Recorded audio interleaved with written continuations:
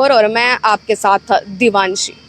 जो अहमदाबाद में कल प्लेन क्रैश वाला हादसा हुआ है, उसके बाद लोगों के जहन में चरखी दादरी वाले विमान हादसे की जो स्मृति थी वो उभर कर सामने आई है। अब आपको बताते हैं कि यह पूरा हादसा किस तरह से हुआ और इसमें कितने लोगों की जान चली गई। 12 नवंबर 1996 का दिन था और गेहूं बिजाई का काम खेतों में चल रहा था। चरखी दादरी जिले में आसमान में दो विमान उड़ रहे थे। एक विमान कजाकिस्तान का था और दूसरा सऊदी अरब का। दोनों विमान विपरीत दिशा में उड़ रहे थे। एक दिल्ली में उतरने के लिए तैयार थे और एक ने दिल्ली से उड़ान भरी थी।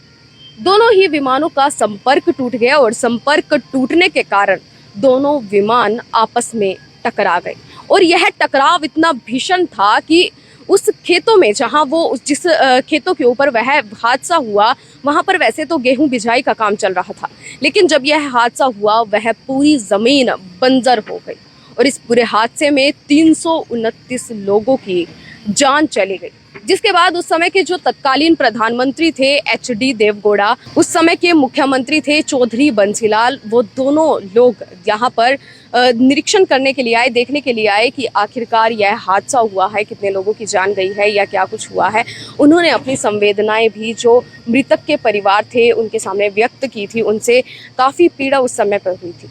अब आपको बताते हैं कि यह जो पूरा मंजर था, चरखी दादरी में जो हादसा हुआ था, उसको अहमदाबाद वाले हादसे के साथ कंपेयर किया जा रहा है। ऐसा क्या कारण है?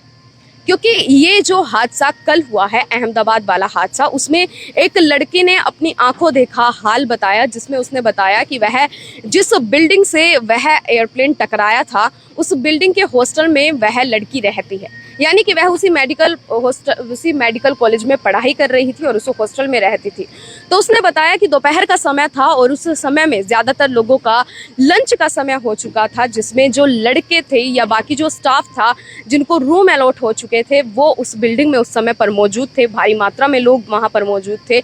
उस लड़की ने बताया कि वह अपने दोस्तों के साथ जा रही थी और अचानक से आकाश में एक ऐसी रोशनी उत्पन्न हुई जिसके बाद उसे काफ़ी डर लगने लगा कि ऐसा क्या हुआ। जिसके बाद उसके साथ उसकी दो दोस्त थी वह भी सहम गई कि क्या हुआ।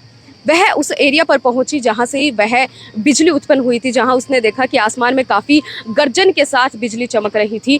तो वहां पहुंचकर उसने देखा कि चारों तरफ लाशें पड़ी थी। किसी का हाथ नहीं था तो किसी की गर्दन नहीं थी और किसी का जो निचला हिस्सा था, टांगों का या पैर थे, वो पूरी तरह से जल चुके थे, खत्म हो चुके थे। चारों तरफ लाशें इस तरह से पड़ी हुई थी मानो आसमान से बूंदें गिर रही हैं। हर तरफ लाशें ही लाशें थी, जिसे देखकर उसे लगा कि इन लोगों को अस्पताल तक पहुंचाया जाए, लेकिन उसने देखा कि किसी भी व्यक्ति के अंदर जान बची ही नहीं थी। केवल एक व्यक्ति ही ऐसा था जो खुद चलकर हॉस्पिटल गया था और उसी की जान बची है। अब ऐसा ही सेम जो हादसा हुआ था वो हरियाणा के चरखी दादरी में हुआ था, जिसमें एक मीडिया कर्मी ने भी कुछ इसी तरह से बयान किया था। अब आपको बताते हैं कि उस व्यक्ति ने अपने शब्दों में उसे किस प्रकार कहा था।